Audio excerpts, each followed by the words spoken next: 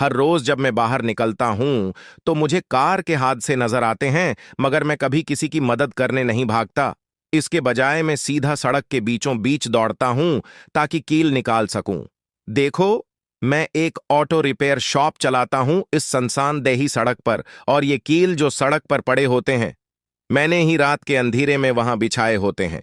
जब भी कोई कार वहां से गुजरती है तो इस बात के 80% इम्कानात होते हैं कि उसका टायर उन कीलों से पंक्चर हो जाए, और फिर उन बदकिस्मत ड्राइवर्स के पास कोई रास्ता नहीं बचता सिवाय उसके कि वो अपनी कार मेरे वर्कशॉप पर आकर ठीक करवाएं। मैं बेमुश्किल गुजर बिसर करने वाले हाल से अपनी बीवी के साथ ऐश व इशरत की जिंदगी गुजारने लगा। हर रात स्टेक डिनर्स खाता।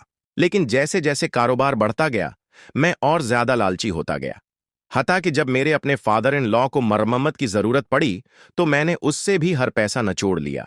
फिर एक दिन एक अमीर औरत अपनी लग्जरी कार लेकर आई जिसे टायर की मरम्मत की जरूरत थी। जब मैंने देखा कि उसके पास पैसा है तो मैंने सीधा अपने मामूल के रेट से 3 गुना ज्यादा मांग लिया। वो इस बात पर राजी न हुई, मगर मुझे पता था कि मैलों दौर तक यही वाहद शॉप मेरी है। उसलिए मैंने जरा भी परवाह किए बगैर पेट मोड़ी और अंदर चला गया। मेरी बीवी मेरे पीछे भागती हुई आई और मुझे कहा कि बस अब यहीं रख जाओ। फिर बड़ी नरमी से उस अमीर औरत से पूछा कि क्या वो कुछ आइस्ड टिया लेना पसंद करेगी।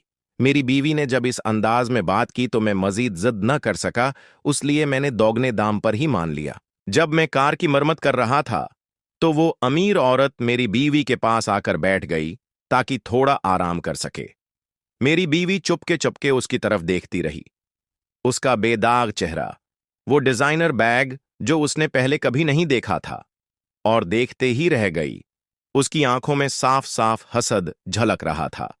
अमीर औरत ने नोट किया कि मेरी बीवी कुछ स्टफ्ड डॉल्स बना रही थी और पूछा कि उसमें से एक की कीमत क्या है। मेरी बीवी हचकचाई, फिर आहिस्ता से बेआइतमादी के साथ कहा, $5। औरत हैरान रह गई। वो यकीन ही नहीं कर पा रही थी कि कोई इतने कम पैसे में कुछ बेच सकता है, और बगैर कुछ कहे एक तरफ मुन्ना मोड़ लिया। अमीर औरत के इस अजीब व गरीब तासर को देखकर मेरी बीवी ने नजरें झुका लीं और जानबूझकर आंखों का सामना करने से ग्रेज किया। तब इस अमीर औरत ने अपने पर्स से $100 बिल निकाला, मेरी बीवी के हाथ में दिया और कहा कि वो $1 खरीद रही है, और साथ ही कहा कि वो आज का दिन छुट्टी कर ले। लेकिन ये खैरात जैसा अंदाज मेरी बीवी को और भी बुरा महसूस हुआ। वो इस अमीर औरत से दिल ही दिल में कढ़ने लगी। उस $100 बिल को देखते हुए उसे यूं महसूस हुआ जैसे उसकी इज्जत नफ्स को रोंद दिया गया हो। जब पैसे देने का वक्त आया तो मैंने तेशिदा कीमत फिर से दोगुनी कर दी, ये कहकर कि मैंने दोनों अगले टायर बदले हैं क्योंकि उनका एक जैसा होना जरूरी था। अमीर औरत गुस्से से लाल पीली हो गई। वो मुझे खूब सुनाने ही वाली थी कि अचानक मेरी बीवी ने आगे बढ़कर उसकी बात काट दी, या तो पैसे दो या फिर खुद जाके टायर वापस उतारो। अमीर औरत गुस्से से गंग रह गई और मजीद वक्त जाया करके हमसे बहस नहीं करना चाहती थी। उसने गाड़ी का ट्रंक खोला, एक डब्बे में से नोटों की गड्डी निकाली और मेरे ऊपर फेंक दी। जाते हुए उसने तंजिया जमले भी किसे। हमने उसकी बातों को यूं झाड़ दिया जैसे उनकी कोई अहमियत ही ना हो।